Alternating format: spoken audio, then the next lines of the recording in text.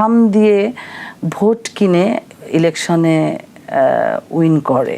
এটা কিন্তু শুরু হয়েছে জায়েদ এবং নিপুণের আমল থেকে।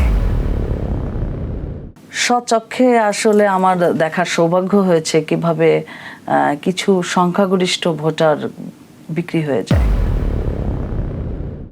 এইটা যখন আমি তো শিল্পী সমিতির মেম্বার আমি কবে হয়েছি সে ইতিহাসটা যদি আমাকে ছোট্ট করে বলতে হয়, আমি কিন্তু অসংখ্য ছবি করেছি মরহুম মিজু আহমেদের সাথে। অনেক ভালো একজন খল অভিনেতা ছিল এবং আমার জীবন সার্থক যে আমি তার সাথে অনেক অভিনয় করতে পেরেছি। তার ইনকারেজে আমি আর কি শিল্পী সমিতির মেম্বারশিপ নেই। তো সে আমাকে বলেছিল তুমি এখানের মেম্বার হও।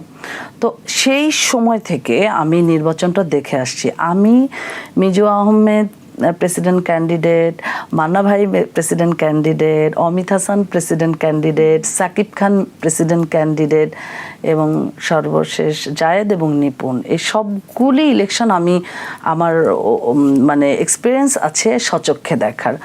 তো সেই সময় কিন্তু আমার জানা ছিল না যে এই খাম দিয়ে ভোট কিনে ইলেকশনে উইন করে। এটা কিন্তু শুরু হয়েছে জায়েদ এবং নিপুণের আমল থেকে। দেশের মানুষকে প্রতিদিন সুরক্ষিত রাখার প্রত্যয় নিয়ে সেফটি কেবলস সহ এলো সেফ সিলিং ফ্যান। তো এটা আমি শুনে আসছি, যেহেতু আমি এক্সিকিউটিভ মেম্বার পদে নির্বাচন করেছি বিগত 2 ইয়ার্স আগে, তো তখন এতটা বুঝতে পারিনি যে আসলে কি হয় পলিটিক্স। বাট এবার যেহেতু আমি একটা বেশ গুরুত্বপূর্ণ পদে পার্টিসিপেট করার জন্য দাঁড়িয়েছি, তখন আমি হাড়ে হাড়ে টের পেয়েছি এটা কোনো মানে খুব ইজি রাস্তা না, এটা খুব হার্ড একটা জায়গা, ভেরি টাফ। মানে এখানে 500, 1000, 2000 টাকা বেশি পেলে আসলে সে পাল্লায় ভোটটা বেশি পড়ে।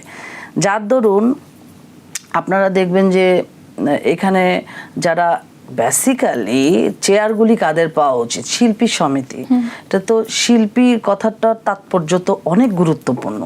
এখানে আজকে প্রেসিডেন্ট সেক্রেটারি হবে যাদের নোন ফেস, আনাচে কানাচে বাংলাদেশের সবাই চেনে, কিন্তু তারা কি দেখেন আসে কিংবা তারা কেন এটাকে ধরছে না, কিংবা কারণ তারা জানে এখানে একটা ব্যাড পলিটিক্স হয়। আমি অতটা জানতাম না যতটা আমি এবার জেনেছি।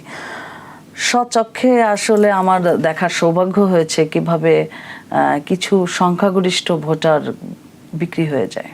তাহলে কি টাকার কাছে আপনি হেরে গেলেন? হ্যাঁ, আমি টাকার কাছে পুরো পরাজিত।